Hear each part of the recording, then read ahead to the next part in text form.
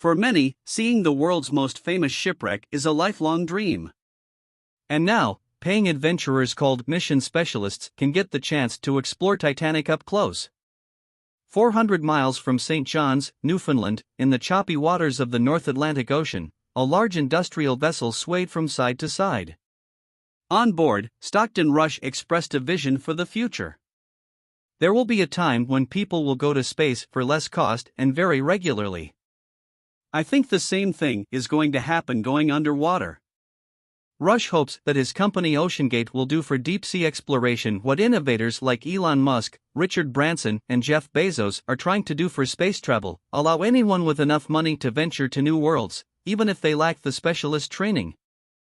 Rush's location in the North Atlantic is unremarkable at first glance. However, it is here that one of the most renowned and tragic events in history took place. 800 m below the surface lies the wreck of the Titanic, which sank in April 1912 after striking an iceberg on its maiden voyage. There are 3 words in the English language which are known throughout the planet. That's Coca-Cola, God, and Titanic. For Rush, who is trying to make deep-sea exploration for the masses commercially viable, the sight of the world's most famous shipwreck was a must-do dive. He added, "I read an article that said there are 3 words in the English language which are known throughout the planet.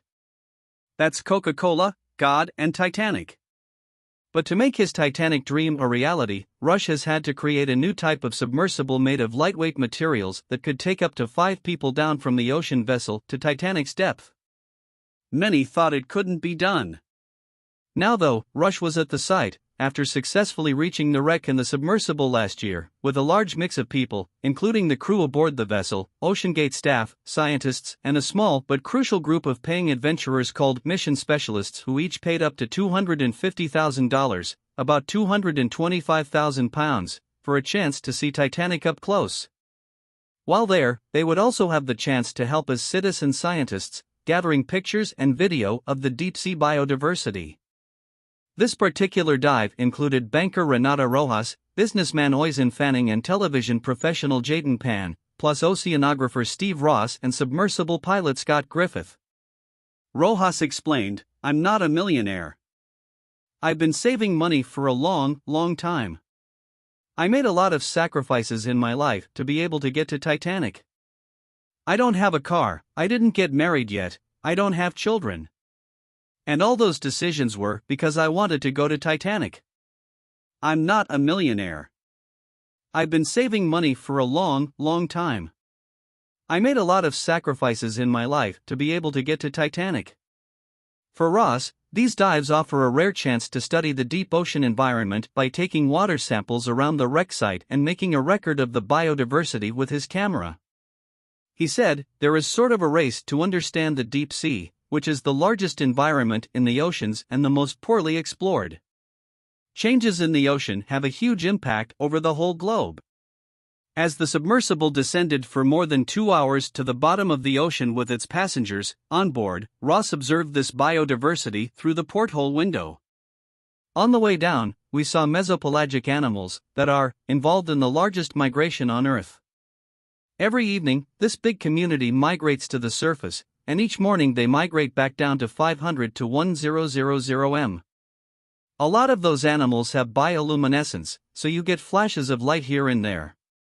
When the submersible hit the ocean floor, it landed in the 15 sqm debris field that surrounds Titanic's severed bow and stern. All 5 of us unofficially had this moment of silence," said Pan. "The first thing I see are pieces of coal. That's the moment that connected me to the humanness of the Titanic. The fact that people had shoveled this, had brought it onto the boat, and during the sinking, it just all spilled out." From the other end of the submersible, Pan heard pilot Griffith say, "Oh no. We have a problem. When I'm thrusting forwards, one of the thrusters is thrusting backwards," Griffith explained. "Now all I can do is a 360. On the ocean vessel above, Rush considered remapping Griffith's controller. "It's not going to be easy," he told his fellow support crew. "I thought, we're not going to make it." Rojas said, "We're 300 m from Titanic and all we can do is go in circles. The solution which came to Rush was brilliantly simple. Tell him to hold it the other way, he said. After establishing that turning left on the controller will move the submersible forwards, he concluded that turning the controller 90 degrees clockwise will make the submersible possible to go forward again. Passing colorful tiles, plates, and a sink in the debris field, they soon reached their goal, the bow of the Titanic, iconic from when romance blossomed between the fictional Jack and Rose in the movie Titanic.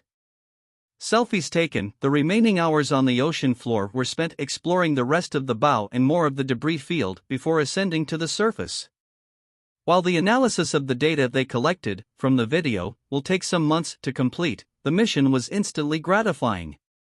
Soon after emerging from the submersible back on the ocean vessel, Rojas wiped away a tear, saying, "I needed to do it to feel complete. I feel now complete.